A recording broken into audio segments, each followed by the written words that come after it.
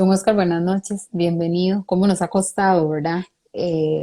La vez pasada tuvimos que cancelar la entrevista por cuestiones ahí técnicas, pero bueno, ya estamos aquí. Qué dicha que ya vamos a poder conversar un ratito. Eh, Don Oscar Campos es el candidato a la presidencia, ¿verdad? Para este 2022 con el Partido Encuentro Nacional. Cuéntenos, don Oscar, quién es don Oscar, ¿verdad? ¿Cómo se muestra usted ante los demás? Si tuviera que presentarse en este momento a todos los que nos están viendo, ¿cómo se define? ¿Cómo es don Oscar? ¿Qué le gusta hacer? ¿Cómo es un fin de semana, por ejemplo? Empecemos por esa parte que es un poquito más humana, ¿verdad? Bueno, muchísimas gracias. Muy buenas noches. Me da mucho Buenas gusto noches. estar en este programa. Quiero decirle que es el primero en Instagram. Ay, qué Los he hecho lindo. mucho, los he hecho en Twitter, los he hecho en YouTube y Qué bueno. muchos en Facebook, ¿verdad? Siempre hay una Sí, primera vez. Siempre hay una sí. primera vez. Y entonces, bueno, mi nombre es Oscar Campos. Yo nací el 13 de mayo de 1958 allá en un rancho humilde, en una finca rural, ganadera y agrícola que se llama El Refugio, en Pilangosta de Nicoya.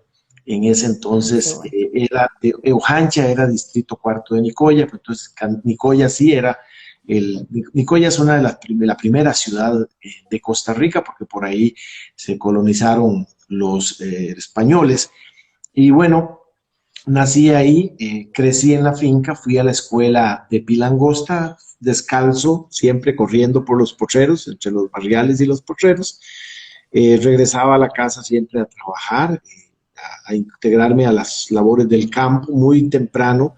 Yo soy el séptimo de 11 hermanos, hijo de Anita Chavarría Araya, oriunda de Madral de San Mateo, y de Juan Campos Garita de San José de Barrio San José de Atenas. Ellos se fueron en el 48 para allá. 10 años después nací yo, ya habían nacido muchos otros de los hermanos. Después de mí nacieron un grupo, la segunda camada, decimos nosotros. Eh, y bueno, me tocó que ir al colegio, fui al liceo de Nicoya, íbamos siempre en bus hasta Nicoya, íbamos a Ojancha caminando y de ahí 3,5 kilómetros caminando y después 20 kilómetros, 20 y algo kilómetros a Nicoya, donde íbamos a estudiar al liceo de Nicoya. Ahí estuvimos 3 años, regresábamos para estudiar con canfinera, no había electricidad, y entonces era con canfinera. Canfinera es un pote con una mecha por lo general de trapo, y con fin, y entonces esa era la forma de alumbrarnos, con eso estudiamos. Hasta que después nos fuimos a San Carlos a seguir estudiando en el Instituto Agropecuario de Santa Clara de San Carlos, en Ah, el qué Colegio bueno. Agropecuario de Santa Clara. Regresamos a trabajar y a seguir estudiando Administración de Negocios en INCAE. Después hicimos un proyecto lindísimo de trabajar con reforestación, con los centros agrícolas, con apoyar a los ganaderos, los agricultores, los cafetaleros, los reforestadores. Y hicimos una gran campaña de reforestación. Ojancha tenía un 27% nada más de cobertura boscosa, hoy tiene un 58,25%. Es uno de los cantones más reforestados, tiene mucha reforestación que también es asociada con café y naranjas en un clúster de producción agroforestal. Y la verdad es que después de estas cosas, estando ahí haciendo unas cosas muy bonitas, todas las organizaciones, pues nos tocó que hacer también un trabajo de atender lo que era la actividad del movimiento cooperativo. Empecé a trabajar muy joven en el movimiento cooperativo, me integré muy joven a Copepilangosta y al movimiento cooperativo. Tengo más o menos 40 años, 40 y algo años de estar en el movimiento cooperativo. Estando en el movimiento cooperativo fue cuando me pidió José María, recién regresaba de Harvard, y me pidió que le ayudara en la campaña. Yo le dije que sí, que estaba bien, me incorporé. A los días llegó Oscar Arias a decirme que le ayudara a Margarita. Le dije que ya estaba comprometido con José María, le ayudé a José María. José María me pidió que fuera invitado, le dije que no podía ayudarle posiblemente en el gobierno, tal vez me gustaría más de diputado, pero bueno, después no se pudo diputado y fue una de las primeras personas que anunció que le iban a ayudar en el gabinete, fui viceministro de José María en el gabinete, y desde ahí hicimos muchas cosas muy bonitas, mucho trabajo con los fondos chinos, mismo trabajo que pudimos hacer después en materia de establecer trabajos con sectores productivos, y después me pidió más bien un grupo empresarial que fuera a la Asamblea Legislativa, que necesitaban que fuera a la Asamblea Legislativa, a pasar varios proyectos de ley, la Corporación Arrocera, la Corporación Hortícola, la Corporación de Fomento Ganadero, los Fideicomisos Agropecuario, el INTA, las modificaciones a la Ley de los Centros Agrícolas, las modificaciones al ICAFE, las modificaciones a la Liga Agrícola Industrial de la Caña.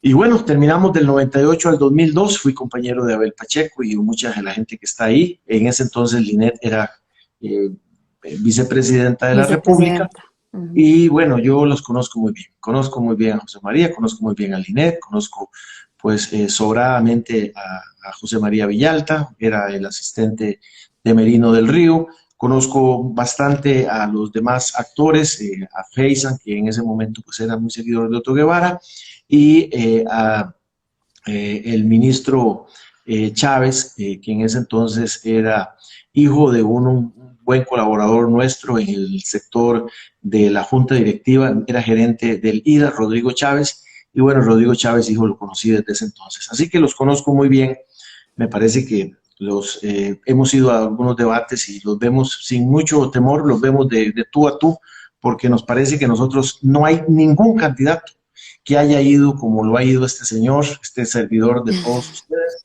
de pata en el suelo, descalzo a la escuela, corriendo por los potreros y estudiando como tuve que estudiar, muy difícil, con muy pocos recursos, con ciertas limitaciones, pero le he ayudado al país, le he servido al país, y estoy dispuesto ahora a rescatarlo de la situación donde está. Hoy en la mañana hacíamos un comentario que es interesante. Nosotros pusimos corazones, ahora los otros partidos están poniendo corazones de otros colores. Dijimos que era para rescatar a Costa Rica, ya nos están copiando eso, nos están copiando los temas de pesca, nos están copiando los temas de los 100 días de emergencia. Todas esas cosas nos las están copiando, y alguna gente dice: Oscar, pero no es que nos las están copiando.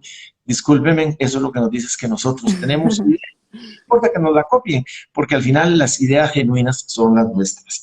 Así que eso es un poco en la vida. Casado con Marta Iris Durán, tengo 5 hijos, 3 varones, uno ya fallecido en un accidente, Ajá. 2 mujeres, 2 hombres me quedan en este momento, todos profesionales, estudiando carreras, muchos en la universidad y otros en universidades privadas, pero lo cierto es que prácticamente todos son profesionales. Y nosotros, pues a mí me sigue gustando mucho, pues me interesa ayudarle al país, y me interesa y me gusta mucho el proceso electoral, y por eso decidimos, después de todos los desastres que hubo, ahora podríamos hablar un poco de eso, las Claro luchas, que los sí. tanques, las cateadas y todo eso, decidimos que era necesario tener un partido, porque hace 4 años, cuando empezamos a hablar de que íbamos posiblemente a ir a una segunda ronda y que estaban los candidatos y que Juan Diego y que De Santi y todos ellos, nosotros siempre dijimos que los agricultores no teníamos por quién votar, porque nadie hablaba de la agricultura. Y hoy sí tenemos los 350,000 agricultores, el millón de cooperativistas, los 500, perdón, los 895,000 jóvenes y 2,5 millones de mujeres. Tenemos un partido que lo inscribimos para poder tener un partido por cual votar. Así Perfecto, que, don esta Oscar. primera, y entonces entrémosle a las preguntas para que... Claro que sí, le agradezco mucho toda la información y qué carga que conozca tanto, ¿verdad? Que los conoce pues a todos. Yo creo que es de los candidatos que tiene más conocimiento en el sector político y que pues obviamente ya conoce el camino que le toca pues seguir ahora, ¿verdad? Para llegar a una posible presidencia que pues ojalá así fuera, ¿verdad? Vamos a hablar un poquito como sobre los ideales del partido.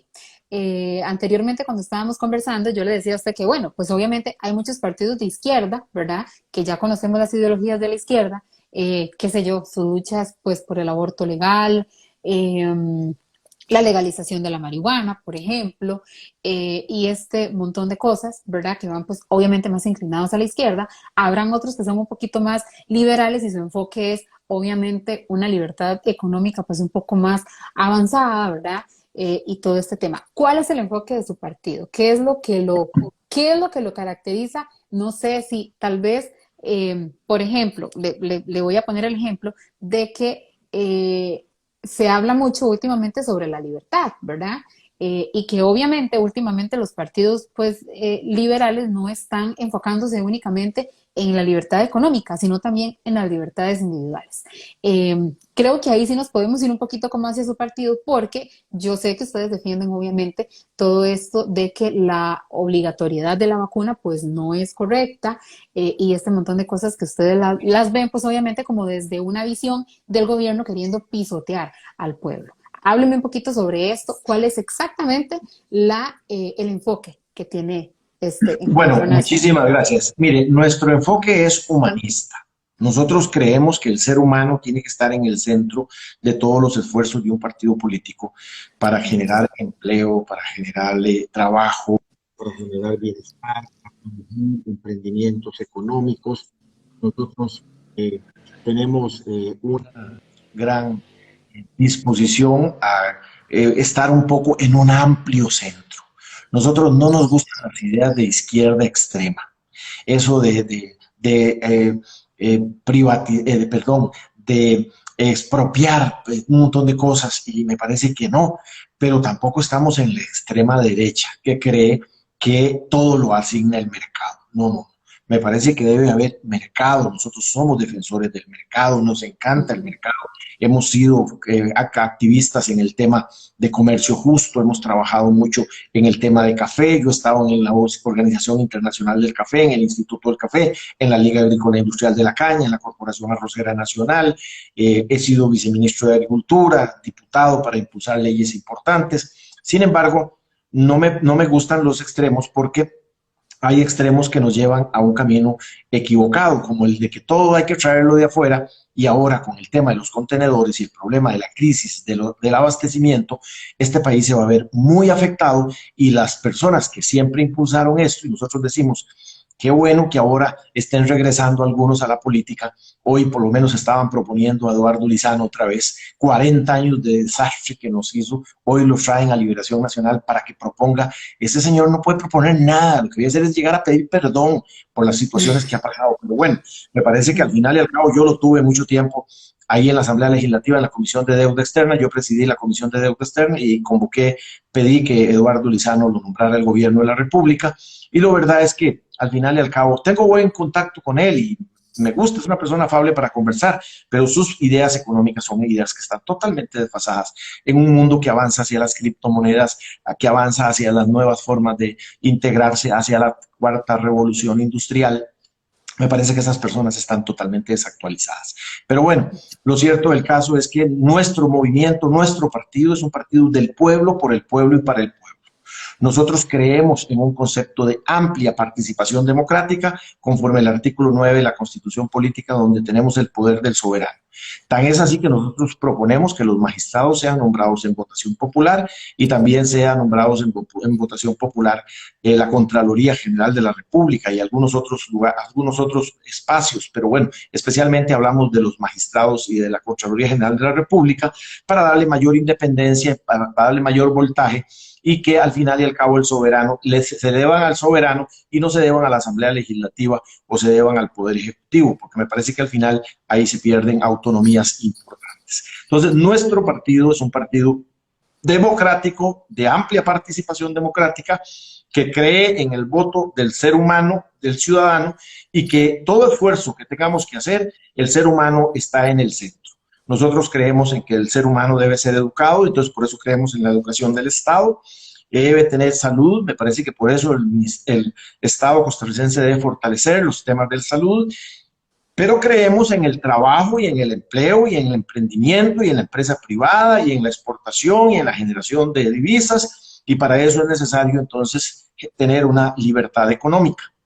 Y esa libertad económica tiene que ser una libertad económica que la impulse el Estado, no que la genere el propio mercado, porque entonces al final se van a los extremos, y me parece que al final debe haber mucho mercado, pero tiene que haber mucho Estado.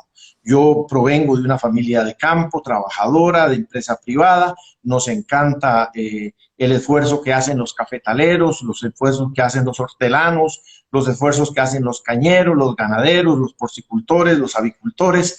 los turistas, los que trabajan turismo rural, los que hacen emprendimientos en forestales con café y cultivos alternativos. Costa Rica tiene enormes bellezas y tiene enormes potencialidades y nosotros queremos reactivar la economía, no como estos gobiernos últimos que lo que han venido es a arruinar y a frenar la economía. Nosotros queremos meterle un alto voltaje a los primeros 100 días generando un decreto de emergencia que nos permita prender los motores de la economía costarricense. Perfecto, muchas gracias. Don Oscar, ¿cuál es su posición o cuál es su opinión acerca de la vacunación obligatoria? Y lo del código QR, que pues ha estado como en veremos porque que se lo traen un poquito abajo y ahora otra vez están como viendo a ver cómo intentan impulsarlo. ¿Cuál es su Mire, postura la respecto a eso? humanidad se va a dar cuenta que esta cosa que estuvieron haciendo es que no, yo creo en las vacunas, pero es que esto, entre más leo y entre más veo experiencias, más me doy cuenta que esto es complicado, que esto va a traer cola. Yo tengo amigos que han muerto después de la vacuna, con trombosis importantes, gente que padecían de la presión y con estas cosas aceleraron su proceso de muerte, hoy están bajo tierra. Y entonces que la gente sea obligada a vacunarse con un producto que al final y al cabo está teniendo tantas variables, uno lo que dice es, no se vale que nosotros forcemos al ser humano a meterse una sustancia que al final y al cabo está teniendo algunos niveles de problema y que podría generar problemas adicionales, sobre todo porque dicen que, bueno, no inmuniza en el tiempo que decía, entonces ya están poniéndose la tercera vacuna y después va a venir la cuarta y después la quinta y después la sexta, y entonces a mí me parece que al final cada mutación genera nuevos problemas. Entonces a mí me parece que eso es un exceso. Nosotros creemos que las personas que quieren vacunarse, que se vacunen, y los que no quieren vacunarse, que no se vacunen. El código QR es una petición que están haciendo poderes económicos, digamos, de gobiernos mundiales que están pidiendo esas cosas porque lo que quieren detrás del código QR es manejar la información sensible de todos los seres humanos. Y a mí me parece que eso es un proceso, por lo menos a mí, no me llena, no me gusta, no me siento bien. Y tenemos ahí algunas digamos, distracciones en las que todavía lo que le digo a la gente es que nosotros creemos en que la gente tiene que tener la opción de decidir. Y me parece que lo de forzar al código QR que están tratando de hacer aquí en Costa Rica, me parece que eso lo que va a hacer es generar una presión adicional en el tema económico. Y entonces me parece que no estamos para esa situación. Nosotros quisiéramos más bien que tengamos alternativas. Me parece que hay experiencias interesantes en Japón con otras sustancias, especialmente las ivermectinas, que ya están mucho más desarrolladas y que al final han sido, yo quiero decir que yo ya padecí el COVID, ya yo recibí el COVID y lo pasé con una gran dificultad, pero lo pasé bien. Le agradezco mucho a mi familia y a los doctores que me pidieron que lo primero que debía hacer es que no fuera al hospital, porque si voy al hospital ahí me contagio de otras cosas, entonces se muere de otras cosas y no de COVID. Sí, se le Pero puede bueno, complicar. esas cosas son así. Yo particularmente pienso que esa es una cuestión optativa que nosotros no debemos exigir, porque después exigimos y las cosas salen mal y entonces nosotros vamos a quedarnos con un cargo de conciencia. Y a mí me parece que no, eso es la vida, es la defensa de la vida de cada persona. Uh -huh. Y nosotros defendemos la vida, nosotros estamos en contra del aborto, nosotros no creemos en el aborto, nosotros creemos digamos, en la familia, creemos en muchos valores. Yo soy un cristiano y entonces me parece que ahí tenemos una posición amplia de apoyar todo lo que son valores y principios y nosotros creemos que Costa Rica ha sido maravilloso en la familia, en la educación, en la historia, en las instituciones que tiene, que son instituciones pero muy, muy importantes, beneméritas, diría yo, que hay que fortalecer, que hay que limpiar, sí, porque hay que limpiar la corrupción, hay mucha corrupción, pero la corrupción ha sido no por parte del sistema, es por parte de los gobiernos chollaos que ponen a funcionarios chollaos y los funcionarios chollaos son los que hacen estas cosas. Correcto, toda la razón. Hablemos un poquito sobre esto, porque lo tenía en la agenda, de hecho, y ahorita que lo menciona, podemos conversarlo de una vez. En un eventual gobierno suyo, ¿cómo sería usted tal vez capaz de lidiar con todos esos temas de corrupción? Yo le soy muy franca. He escuchado últimamente mucha gente que se queja y dice, por ejemplo, es que la corrupción viene de los partidos, del partido político.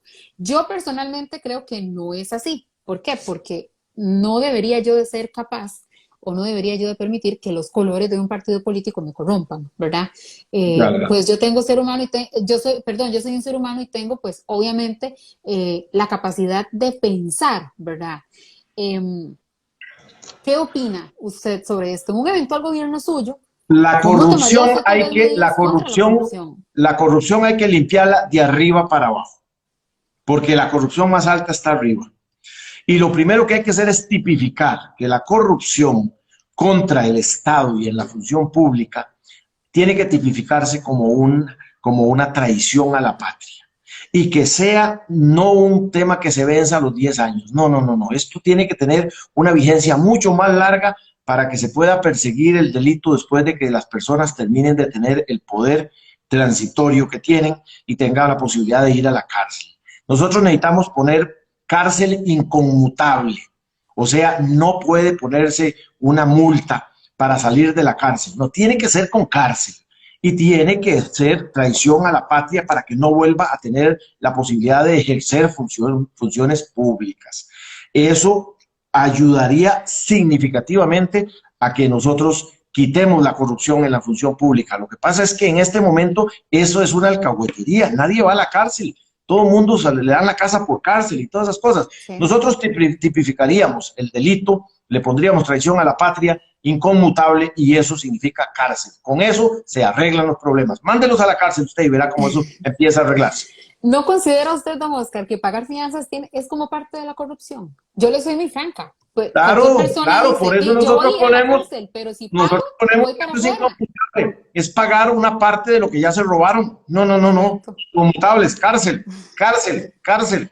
Vamos a Sí. abrir unas cárceles grandes para mandar a Viene mucha. siendo mucho más sencillo pagar una fianza, ¿verdad? Que no tener que comerse varios años dentro de la cárcel, que pues es obviamente el perder la libertad lo que no quieren, ¿verdad? Entonces, qué fácil solucionar todo con dinero. Eh, Escuché una vez a un abogado diciendo, esto suena, o sea, el que una persona tenga el derecho de pagar una fianza para salir de la cárcel, viene siendo como un tema de corrupción, ¿verdad? O sea, Sí. estás Eso tratando de alerta, mentirle al Estado. eso impulsa la corrupción, eso impulsa la corrupción. Con nosotros eso se termina. Ah, excelente. Vamos a tocar un poquito el tema de la educación, don Oscar.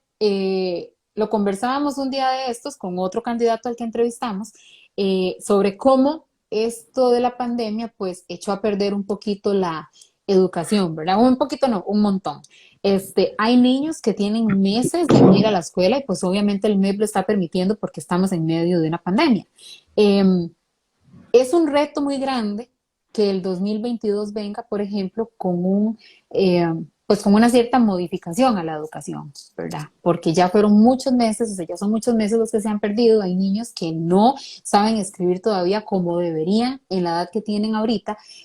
Y son muchas cosas en las que el MEP se ha visto pues envuelto en cierta polémica, ¿verdad?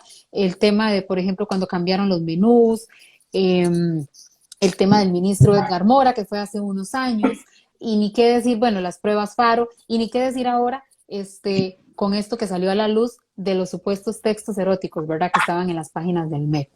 ¿Qué recomienda usted o qué sugiere usted que se tenga que trabajar en el tema de la educación para devolverle un poquito a los costarricenses como la confianza, ¿verdad?, en estos años que Mire, vienen para los niños que tengan que hay estudiar? que hacer muchos cambios, hay que hacer muchos cambios. Mire, el tema de la educación no es el tema de la pandemia. No, no, la pandemia lo que vino fue A empeorarlo. a quitar el velo de lo que venía pasando. Pero esa la educación viene mal desde hace rato. Hay un Consejo Superior de Educación que no sirve, que se gasta un montón de plata, que no revisa nada, que no plantea nada, que son un montón de botellas, que lo que debían de hacer es renunciar. Me parece que no se vale. Todo eso se les pasó por encima y ahora resulta que los llevan a la Asamblea Legislativa y nadie sabía nada, solo sabían cobrar las dietas y las cosas que están cobrando ahí. No, me parece que eso no se vale. Pero además, todo el sistema está atrasado. Mire, mi esposa, gracias a Dios, es maestra y entonces yo estoy muy metido entre los maestros. Es más, este movimiento Encuentro Nacional nace de la lucha popular y social de los maestros en el combo fiscal. Y después seguimos avanzando y decidimos que íbamos a inscribir un movimiento capaz de liderar otros temas y que llegara para quedarse. un movimiento que le pusimos el corazón en el centro de la bandera, un corazón rojo palpitante, que es nuestro símbolo de la bandera y del movimiento. Este es el partido de los corazones. Pero en materia de educación, es de lo más importante que nosotros tenemos que hacer en educación. Mire, educación, un país sin educación o que abandone la educación es un país que no tiene futuro. Costa Rica abandonó la educación y es igual, eso es muy proporcional a la pobreza. En el momento en que abandonamos la educación, aumenta los niveles de pobreza. ¿Por qué? Porque un pueblo sin educación es un pueblo sin capacidad de poder innovar, de poder hacer cosas. Yo planteé en la reunión que tuvimos en el debate de Jupema que qué era lo mejor que tenía este país para poder traer inversiones. Educación, educación y más educación. Por eso nosotros creemos que los alrededor de 600,000 estudiantes que no tienen equipo, con nosotros lo primero que van a hacer es a tener equipo, a tener internet, a tener universidad. ¿Cómo es posible que nosotros tenemos unas universidades que están llevándose una cantidad importante y nosotros invertimos, no se le gira todo, pero el 8% del PIB, y nosotros tenemos un montón de estudiantes que no pueden ir a las universidades? Aquí nosotros vamos a quitar las pruebas FARO, como se quitaron los exámenes de bachillerato, pero también vamos a quitar y vamos a pedirle a las universidades que quiten los exámenes de las universidades. Esa era una pregunta. Lo hizo México. Esa era una pregunta que teníamos en el Muchísimo más estudiantes van y abarrotan esas universidades, llenándose de conocimiento y de saber, leyendo y teniendo las oportunidades de conectarse a los centros científicos y de conocimiento más importantes para abordar la cuarta transformación, la cuarta revolución industrial, donde vamos a tener la robótica y tenemos todas esas cosas con una internet que no sirve y con unos chiquitos que no pueden ir a la escuela. Mi esposa tiene unos chiquitos que al final y al cabo no pueden conectarse porque el papá tiene un prepago y al final cuando él no tiene saldo no puede conectarse y entonces el chiquito llora porque él no puede atender sus tareas. No. Y la gente y el ministerio pasando unas revistas eróticas. Por Dios, a mí me parece que estos carajos lo que querían de hacer es meterles cárcel. Yo no sé por qué el Ministerio Público no los ha ido a poner el guante y los ha puesto bajo resguardo en las cárceles de Costa Rica mientras terminan de hacer todas esas cosas y recogen toda esa información. Mire, la educación de un país es lo más importante. Entonces tenemos que tener una propuesta de cambiar planes de estudio. El mecanismo que tenemos y los planes que tenemos son llenos los maestros de unas cargas administrativas innecesarias. Nosotros tenemos que darle más capacidad, más capacitación a los educadores, más capacidad, dignificarlos y dejar de esa peleadera. Es que resulta que el gobierno pelea un día contra los maestros y el otro día también, diciendo que los maestros son vagos y que los maestros, pero por Dios, aquí dijeron que los maestros eran nuestro ejército más flamante y más emblemático que teníamos nosotros, y resulta que ahora los gobiernos es a ver cómo atacan a los maestros, cómo les quitan esto, cómo le meten impuesto al salario escolar, que no es un salario, sino que es un ahorro, cómo le meten impuestos al aguinaldo, cómo le bajan el salario, cómo le fijan que en 12 años no tenga con una regla fiscal. Mire, a mí me parece que hay una acción deliberada de atacar la educación para hacer que un pueblo sea menos educado, para poder ser más manipulable y para generarlo más en la pobreza, porque la pobreza, de eso viven los partidos tradicionales, de decir que van a atender la pobreza y no atienden nada. Y siguen, en los próximos 4 años, vuelven a venir a decir lo mismo. Por eso no le creen nada, por eso no creen en las encuestas, por eso se han invertido 400 millones en tratar de venderse y la gente no los compra. ¿No los compra por qué? Porque son mala leche, son mala clase, y entonces la gente no los quiere comprar y por eso el 60% está sin candidato. Bueno, ahora tenemos encuentro nacional y les pedimos nosotros que ahora sí tenemos por quién votar, que tenemos un candidato que es del pueblo, por el pueblo y para el pueblo. Así que la educación determinante, equipamiento, internet, universidades, crédito, para que tenga la posibilidad de emprendimientos, acompañamiento. Y termino con una cosa que es importante. Los estudiantes que estudiaron con créditos y que están endeudados y que no pueden atenderlos, el Estado tiene que tenderle la mano en un mecanismo de compra de la deuda o con alguna amnistía temporal que permita que se le alargue el plazo y tenga la posibilidad de un más largo plazo con una tasa de interés más blanda, tener la posibilidad de seguir pagando, porque de lo contrario son muchachos nuevos, recién formados, y algunos que pudieron terminar, algunos no han podido terminar la universidad o sus carreras técnicas, y al final están en este momento viviendo congojas porque los bancos andan detrás de ellos viendo a ver cómo les cobran. Y a mí me parece que eso es injusto, es inhumano para una sociedad que nosotros debemos darle instrumentos para que sean capaces de levantar la economía y de aportar a un Estado-nación, como lo es el caso de un país en donde el ser humano es lo más importante que tenemos. Completamente, estoy 100% a favor de lo que usted dice y tomando en cuenta también que hay muchos estudiantes que se gradúan de la universidad y con suerte logran encontrar un trabajo estable de una vez, ¿verdad? Y que Tengo muchos pueden, que pues, andan buscando enfrentar. trabajo y no han podido encontrar trabajo. Exacto, muchos logran enfrentar, pues, CONAPE, por ejemplo, ¿verdad? Que financia para que puedan estudiar, pero muchos no tienen la suerte de encontrar un trabajo en el momento. Entonces ahí ya se tiende como una cuestión tediosa para ellos porque están sin trabajo y tienen que hacerle frente a ese préstamo, ¿verdad? Que hicieron. Ahora que lo mencionaba usted, don Oscar, el tema de los exámenes de admisión de las universidades públicas, ¿lo ve como una cuestión posible? Porque yo digo, ¿cómo es posible que a esas alturas de la vida todavía las universidades públicas exijan, ¿verdad?, a los estudiantes el tema de los exámenes de admisión?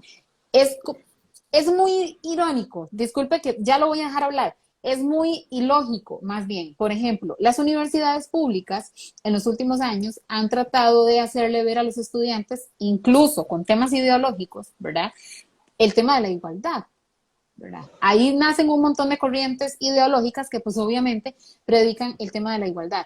Pero qué desigualdad más grande los estudiantes que no pueden entrar a la universidad pública porque por 1 o 2 puntos no lograron entrar por los exámenes de admisión.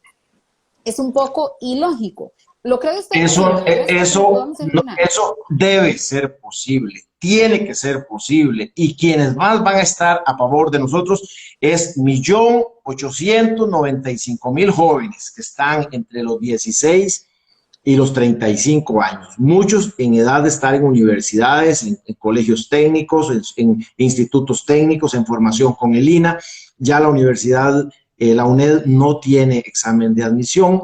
Pienso que la UTN lo va a quitar también, la Universidad Nacional hacia eso debe ir, el Tecnológico también, la que podría tener un poquito más de resistencia a la Universidad de Costa Rica, pero también debería ir en eso para que no se quede atrás. Nosotros somos de la tesis que nosotros tenemos unas grandes y robustas universidades que deben de ser capaces de aumentar año con año, hasta tener la posibilidad ahora a través de toda esta comunicación, que me parece que aunque sale ahí una situación que dice que las universidades públicas han sido ineficientes, han fallado en el intento de dar clases virtuales, lo que quiero decirles es que la virtualidad llegó para quedarse y sí hay muchísimas oportunidades. Hay muchas universidades en el mundo que están siendo virtuales. Aquí tenemos muchos compañeros o muchos costarricenses que están estudiando en universidades norteamericanas, británicas o de Europa.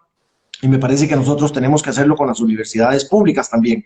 Nosotros no se vale que los que más ganan la entrada a las universidades públicas son los que vienen de los colegios privados, porque vienen no solo mejor formados, sino que traen una puntuación de los exámenes de presentación, y eso hace que realmente puedan entrar con mayor facilidad a las carreras. Y los que no pudieron entrar, los que ni siquiera pudieron hacer el examen de admisión, tienen que ir o a una universidad privada o quedarse sin poder estudiar. Quiero decirle de una vez y aprovechar una cosa, es decir, los exámenes de entrada a las universidades, nuestro objetivo es quitarlos, igual que quitamos FARO, igual que se quita también el examen de bachillerato. Pero quiero hablar de los exámenes de bachillerato. Nosotros tenemos mucha gente que está entrampada en los exámenes de bachillerato. Ya quitaron los exámenes de bachillerato, pero hay gente que no se ha podido graduar porque no ha tenido el bachillerato. Y entonces ya no pueden hacer el examen de bachillerato y no se puede graduar porque no tiene el bachillerato. No, hay que pasar una norma que diga que todas las personas que sacaron el 5º año tienen el derecho de recibir el bachillerato y pasar a la segunda etapa, seguir estudiando y seguir avanzando, porque nosotros tenemos que quitar esa tranca que está teniéndoles ahí una manea a un montón de ciudadanos costarricenses que al final y al cabo ven obstruida su posibilidad de continuar estudiando. A mí me parece que no es de recibo. Mire, aquí tengo unos documentos que quería mostrarle. 70% de los desempleados en el país ni siquiera tiene secundaria completa. Pese a los anuncios de nuevos puestos de trabajo, esta población cada vez tiene menos oportunidades. 3 de cada 4 desempleados es menor de 35 años. 35 ¿Qué futuro tenemos como nación? Nosotros ahí, ¿y cuál es el principal problema? Educación. ¿Y cómo se arregla? Con educación, con formación, con la capacidad de hacer cambios profundos en la educación. Y nosotros, Encuentro Nacional, nació para eso. Nació para quedarse, pero nació para hacer cambios con el 1.895.000 jóvenes, con el millón de cooperativistas, con los 350.000 agricultores y con los 2,5 millones de mujeres. Nosotros tenemos más o menos 1 millón de mujeres que tenemos que atender urgentemente porque son mujeres que están jefas de hogar y son gente que están en un riesgo importante. Y aquí la verdad es que siguen hablando de otras cosas, siguen hablando de la marihuana y del cáñamo y todas esas cosas, y que del aborto y todo eso. Mire, a mí me parece que yo no es que soy contra los progresistas, pero es que los progresistas tienen en la cabeza un montón de humo, no están planteando los problemas serios que tiene el país. Nosotros tenemos que estar hablando de cómo estamos entrando a la internet, cómo vamos a tener la internet de las cosas, cómo nos vamos a conectar, cómo vamos a traer inversiones, cómo vamos a invertir en los centros de capacitación y en los centros de formación, en los clústeres que tenemos que hacer para poder incluir a toda esta gente que sale de las universidades y que sale de los colegios técnicos y científicos. Pero bueno, nosotros tenemos que hacer una labor inconmensurable y por eso tenemos que plantear cosas. Ese Consejo Superior de Educación está obsoleto, no sirve para nada. Hay que decirle que se vayan, hay que hacer modificaciones y realmente poner ahí a gente que esté con la cabeza fresca, que esté planteando grandes transformaciones, porque nuestros hijos y nuestros nietos merecen tener un país como nos lo heredaron a nosotros y mucho mejor. Pero no lo van a tener con esto que tenemos de educación y con esta barbaridad de que no hay comida en las escuelas, que los colegios tienen órdenes sanitarias, que no tienen internet, que no tienen computadoras, que lo que les dan de texto son una barbaridad y que es pornografía. No, miren, me parece que eso hay que corregirlo.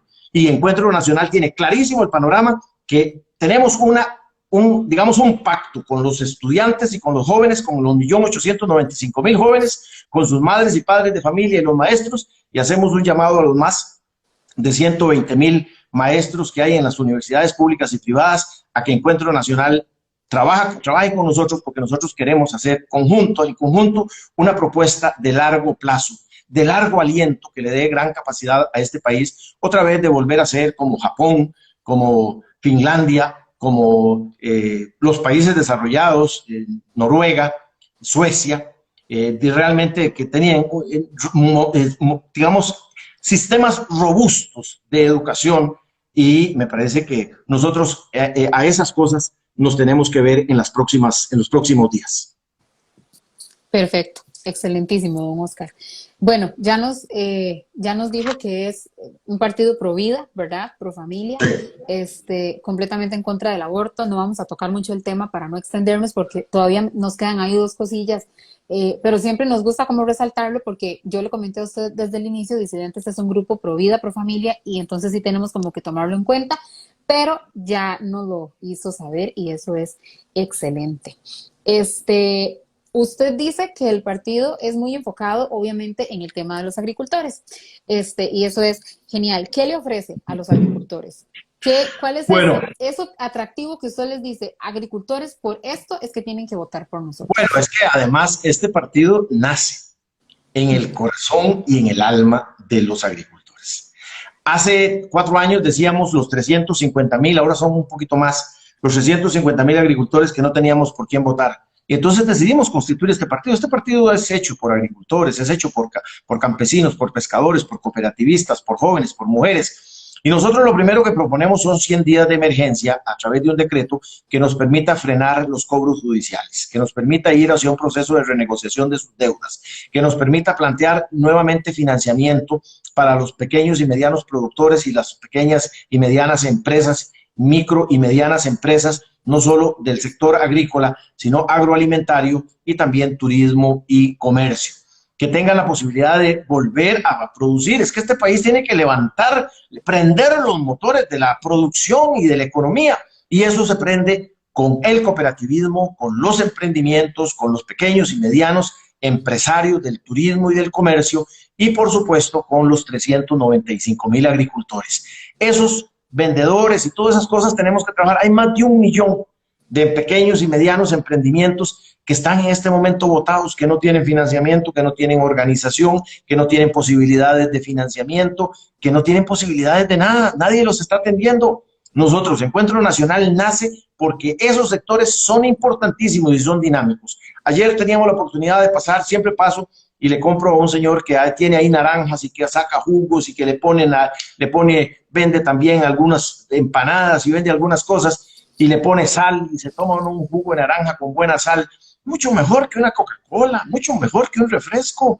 Y entonces esos emprendimientos hay que acompañarlos con capacitación, con financiamiento, con capacidad de integrarse a la Caja Costarricense de Seguro Social para que esa persona tenga salud, tenga atención médica, pero también porque esos contribuyan formalmente a la Caja para que la Caja tenga la posibilidad de fortalecerse y tener mejores ingresos. Eso significa que hay que crear condiciones especiales para esos pequeños y medianos emprendimientos que tienen que tener una cuota reducida por lo menos por los 3 primeros años, donde permita realmente desarrollar la capacidad empresarial. Nosotros somos un partido pro empresarios, pro producción, y en eso tenemos una amplia gama desde los productores hasta los pescadores, pasando por los pequeños y medianos emprendimientos de muy diferente. Y una de las cosas que planteamos para el sector agrícola son los clusters con mecanismos donde nosotros hablamos de que los agricultores deben de tener, si hay mucha gente tiene las zonas francas, que estamos en favor de las zonas francas, nosotros sí también hablamos mucho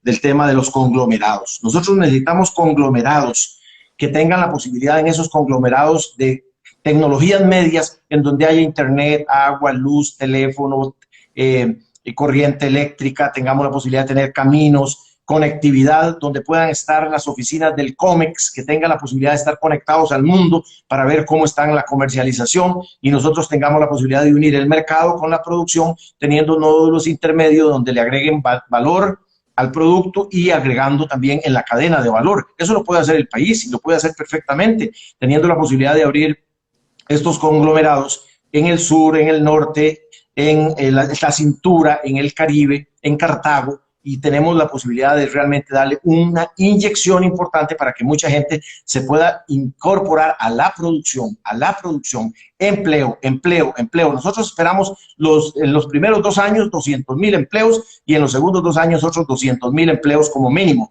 También generando también mucha construcción, porque vamos a trabajar mucho en construcción, vamos a reactivar la construcción de vivienda. Eso nos genera la posibilidad de generar mucho empleo en el campo, en la construcción y también, ¿por qué no?, en los emprendimientos que le darían mucha oportunidad a mucha gente de trabajar. Nosotros hablamos de por lo menos 1 millón de emprendimientos.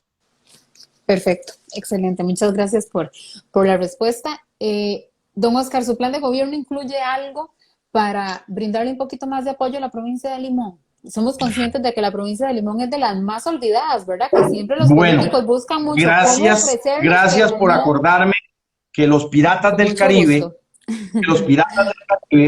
este gobierno no solo le quitó, desde hace tiempo le habían quitado los trenes, la estiva, los muelles, los puertos, y hoy hasta este último le quitó la carga y hasta la plata de Habdeba y a Habdeba.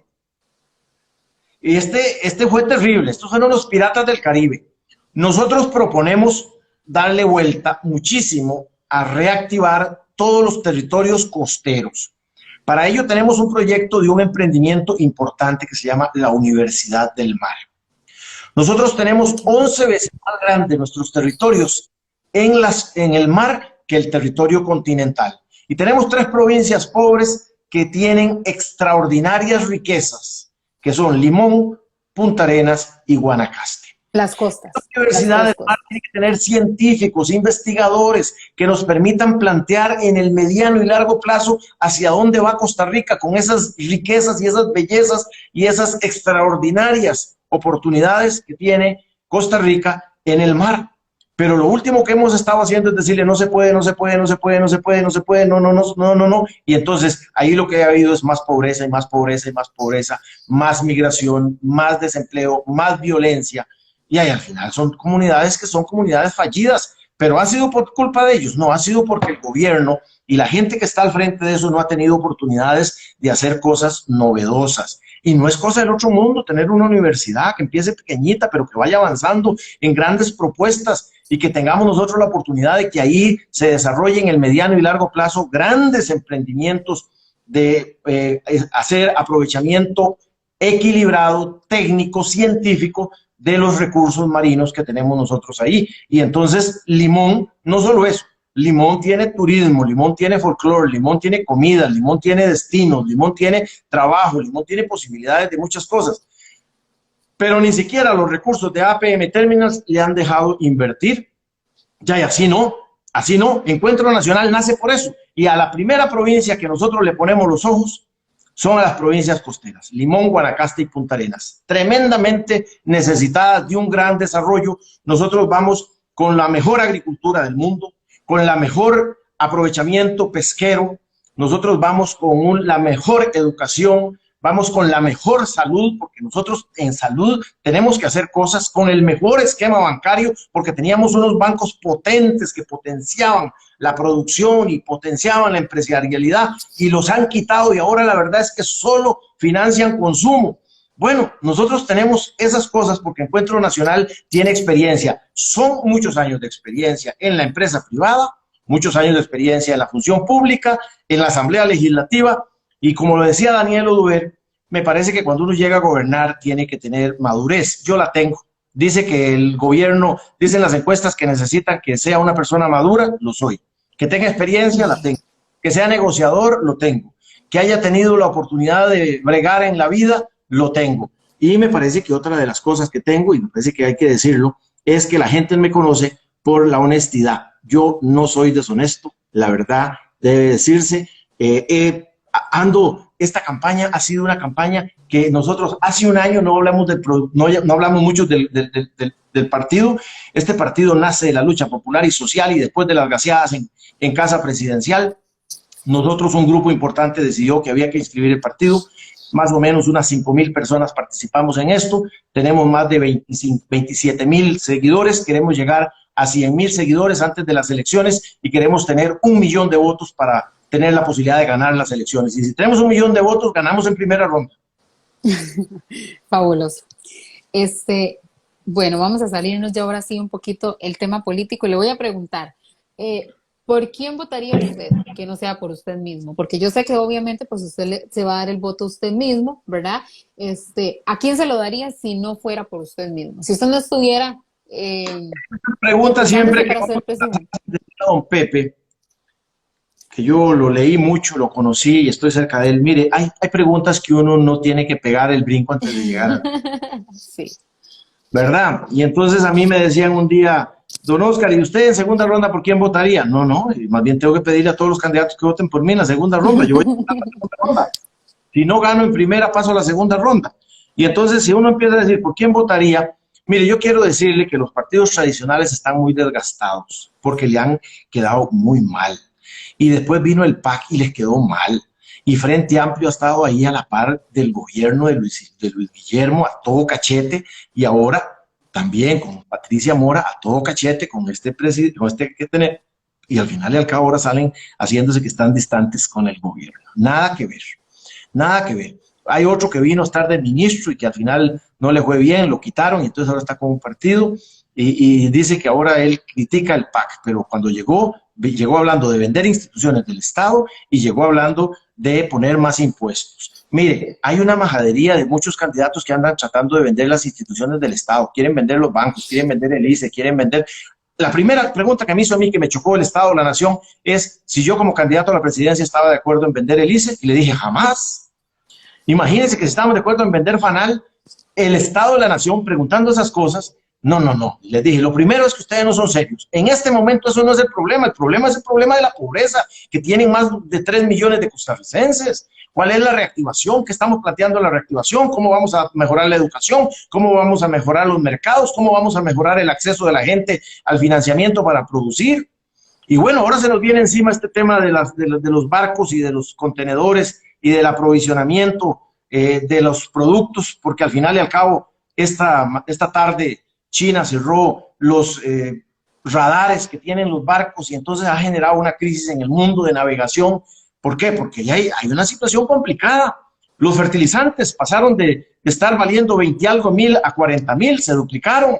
Los agroquímicos va a ser igual, y en vez de que venga el arroz y los frijoles y todos los productos, el maíz ya vino, un barco vino mucho más caro, y entonces viene más cara la carne, más cara la leche, más caro el pollo, más caro los huevos. Y los costarricenses aquí pensando en que era mejor traer las cosas de afuera. Eduardo Lizano lo decía, que era mejor una buena reserva monetaria que una reserva alimentaria. Y bueno, eso fue un fracaso terrible y ahora resulta que lo llevan ahí de asesor. Nada que ver, esos partidos no tienen absolutamente ninguna solución. Son parte del problema, no de las soluciones. Completamente. Don Oscar, se nos está acabando el tiempo, entonces para terminar, le voy a pedir que me diga o que le diga a quienes nos están viendo y quienes van a ver después la entrevista grabada, ¿verdad? ¿Por qué tienen que votar por Encuentro Nacional? Mire, ¿Qué nos ofrece? ¿Qué nos propone? Encuentro Nacional es un partido nuevo que nace de lucha popular y social del extracto de la gente. Hay maestros, agricultores, pescadores, cooperativistas, mujeres, jóvenes, en fin, de todo el pueblo costarricense. Son 16 sectores que están organizados, pero pueden ser 30. Están los indígenas, las personas con discapacidad, los trabajadores, los pensionados, los que no tienen trabajo, están los solidaristas, están los comunalistas, los municipalistas, en fin, nosotros tenemos una gran cantidad, los territorios indígenas, los 24 territorios indígenas, nosotros tenemos una gran capacidad de articular. Nosotros hemos dicho, este partido es un partido que está para rescatar a Costa Rica. Y vamos a hacer los programas, los vamos a ejecutar con la gente y por la gente. Nosotros vamos a revisar las auditorías ciudadanas, hay que revisar la deuda externa y la deuda interna, tenemos que hacer un análisis del papel del Estado y el tamaño del Estado, la articulación, cómo estamos designando los recursos para el combate de la pobreza. Creemos en el Ministerio de la Familia, nosotros creemos en la gente, que es necesario fortalecer las cosas, no creemos en el Estado laico, gente que anda discutiendo de que hay que hacer, otros dicen que hay que hacer una constitución. No, no, no, aquí no falta constitución, lo que falta es vergüenza, lo que sobra son ladrones en el gobierno, y lo que hay que hacer es hacer unas cárceles para meter a esa gente cuando salgan del gobierno y los vamos a perseguir, por una razón muy sencilla, porque no se vale que se lleven los valores que son del Estado y que al final y al cabo le quiten las oportunidades a miles de muchachos, a miles de jóvenes que tenían un sueño en Costa Rica y se los han estado quitando porque no pagan impuestos o porque se roban la plata, porque la desvían. Nosotros creemos mucho en Encuentro Nacional y por eso le pusimos el corazón rojo, que late, que vibra, el corazón con que el que se ama. Ese es el símbolo de nuestro partido Encuentro Nacional, está en una bandera blanca y solo este partido tiene corazón. Solo este partido tiene corazón y solo este ciudadano candidato a la presidencia tiene sombrero porque viene del campo de pies descalzos y es una legión de gente que vamos a trabajar por rescatar a Costa Rica con un valor muy, pero muy grande porque llevamos a Costa Rica en el corazón. Así que muchísimas gracias. En las próximas elecciones, el 6 de febrero, ayúdenos en las fiscalías, ayúdenos votando, organizando, jalando gente, pintando corazones, pintando corazones. Queremos pintar 1 millón de corazones en Costa Rica y usted es muy importante porque usted puede pintar un corazón también. Excelente, don Oscar. Muchísimas gracias. De verdad que sí, la mejor de las suertes. La mejor de las suertes porque se viene una campaña. Le pedimos el voto de una vez a usted y a... Claro que sí, claro que sí. Yo todavía estoy muy indecisa, le soy muy honesta. Yo no he decidido todavía por quién voy a votar. Nace para los indecisos y por eso le pedimos a los indecisos que ahora tienen un partido por cual votar. Muchísimas gracias, le agradecemos mucho el tiempo, fue una hora bastante provechosa, de verdad que sí, y la mejor de las suertes porque se viene una campaña complicada, una campaña bastante pues llena de cosas nuevas, ¿verdad? Ojalá que no sea tan tóxica como la de hace 4 años, pero es parte de la política al fin y al cabo, y ojalá pues que pase lo que tenga que pasar, ¿verdad? La mejor de las suertes, le agradecemos un montón. Si nos están viendo, vamos a colocar la entrevista en Facebook, ahí queda grabadita para que la vuelvan a ver, ¿verdad? Y acá queda en Instagram también posteada para que la vean cuando gusten. Y en los próximos días vamos a estar anunciando los próximos candidatos que vamos a ir entrevistando. Don Oscar, buenas noches y muchísimas gracias de verdad por el tiempo. Gracias y les pido a los compañeros que lo pongan en Facebook para que puedan verlo. Ahora nosotros tenemos muchos seguidores en Facebook, no tienen Instagram, pero tienen Facebook, entonces ahora lo van a ver en Facebook. Que Dios la bendiga, muchísimas gracias. Amén, igualmente. Buenas noches, hasta luego.